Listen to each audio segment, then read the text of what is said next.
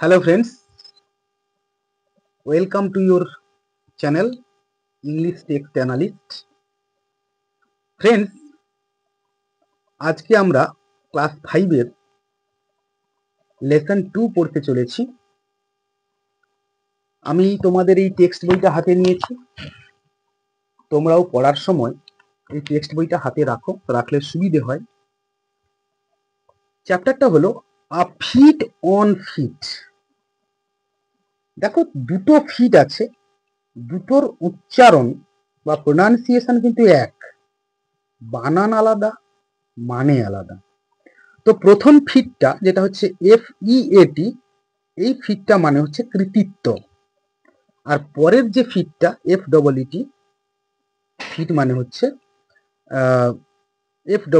Fit মানে হচ্ছে পা আর কি। তো ফুটের প্লুরাল ফর্ম ফিট।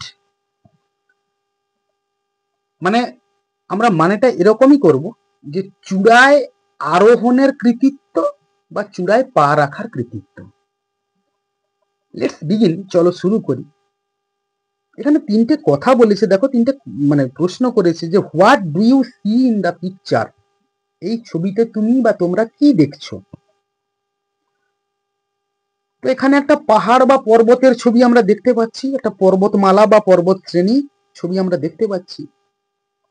নেক্সট বলছে which is the highest mountain peak in the world, কোনটা হলো সব থেকে উচ্চতম পর্বত শৃঙ্গ এই পৃথিবীর।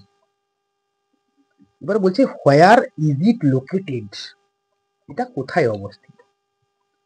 আমরা চলে আসি টেক্সটে। বলছে দেখো যে লেটস রিড, চলো পড়ি।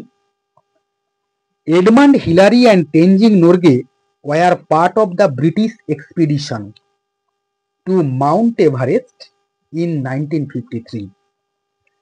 এডমান্ড হিলারি এবং তেনজিং নোরগে ছিলেন ব্রিটিশ অভিযানের অংশ বিশেষ।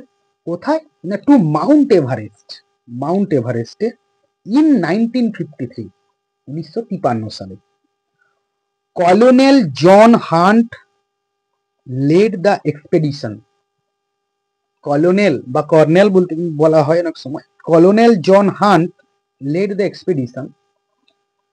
জন হান্ট কিনা এই অভিযানটিকে নেতৃত্ব দিয়েছিলেন। Hunt selected a team of people.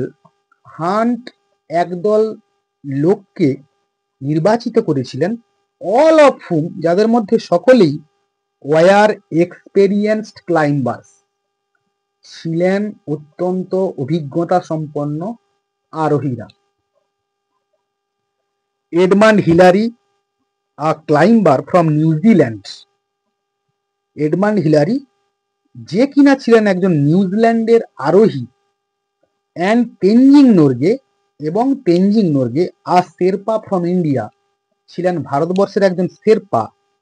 War among the 11 chosen climbers, এই দুজন ছিলেন 11 জন নির্বাচিত আরোহীদের মধ্যে অন্যতম।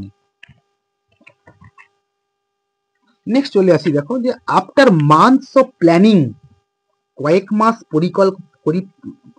মাস পরিকল্পনা করবার পরে the team began to climb, এই দলটা আরোহণ করতে শুরু করলো। Out of all the climbers, আরোহীদের মধ্যে সকলেই, অন দ্য এক্সপেডিশন, এই অভিযানে, only 4 would get a chance, কেবলমাত্র 4 জন সুযোগ পেয়েছিলেন, টু মেক অ্যান অ্যাটেম্পট, একটি প্রচেষ্টা করতে, টু রিচ দ্য সামিট, চূড়ায় আরোহণের জন্য বা চূড়ায় পৌঁছতে। Hunt the team leader, hunt যিনি কিনা ছিলেন এই টিমের বা এই দলের একজন নেতা, সিলেক্টেড 2 টিমস অফ ক্লাইম্বার্স, দুটো দলকে নির্বাচন করেছিলেন। দ্য ফার্স্ট টিম ইনক্লুডেড, যে প্রথম দলে ছিলেন Tom Bourdillon and Charles Evans, Tom Bourdillon এবং Charles Evans. While Edmund Hillary and Tenzing Norgay made up the second team, যখন এডমান্ড হিলারি এবং তেনজিং নোরগে দ্বিতীয় দলটা গড়েছিলেন। অর্থাৎ এখানে বলা হচ্ছে যে প্রথম দলে কে ছিলেন?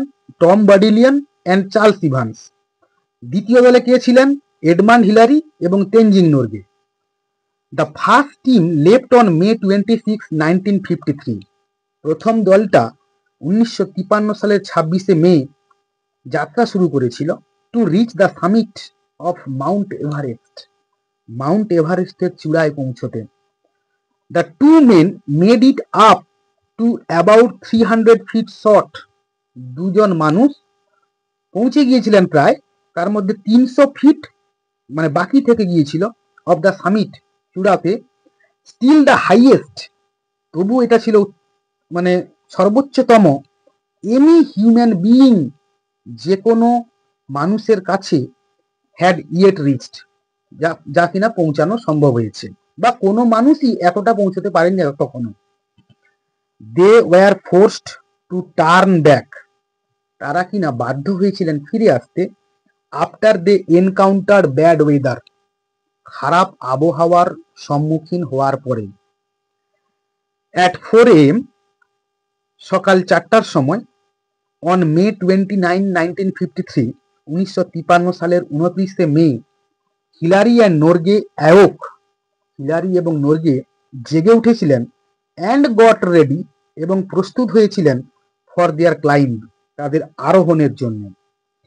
হিলারি ডিসকভার দ্যাট, হিলারি দেখতে পেলেন যে হিজ বুটস হ্যাড ফ্রোজেন, তার বুটগুলো বরফে জমে গেছে। অ্যান্ড স্পেন্ট 2 hours, এবং 2 ঘন্টা কাটালেন বা অতিক্রান্ত করলেন ডিফ্রস্টিং দেম।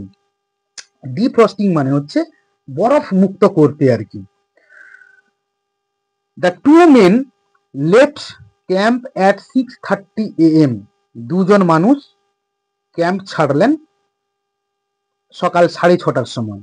আপন দেয়ার ক্লাইম্ব, তাদের এই আরোহণের সময়, they came upon one particularly difficult rock face, তারা এসে পৌঁছেছিলেন একটা বিশেষ পাথরখণ্ডের কাছে। পার্টিকুলারলি ডিফিকাল্ট রক ফেস, একটা বেশ কঠিন একটা মানে আরোহণ করতে কঠিন এরকম একটা পাথরখণ্ডের কাছে।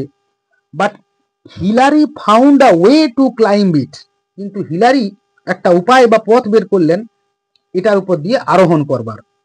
The rock face is now called Hillary step, এই পাথরখণ্ডটিকে বা ধাপটিকে এখন বলা হয় হিলারির স্টেপ বা হিলারির ধাপ।